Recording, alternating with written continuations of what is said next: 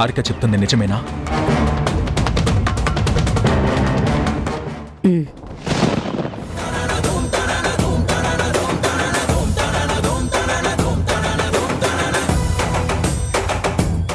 వారసులు లేని మన ఇంటికి రెడీమేడ్ గా వారసుడు వస్తున్నప్పుడు వెంటనే ఉషకి విషయం చెప్పి ఆ బిడ్డని తీసుకోవడానికి తనని ఒప్పించాలి కానీ ఇలా ఆలోచిస్తూ తాత్సారం చేయడమేంటో నాకు అర్థం కావడం లేదు.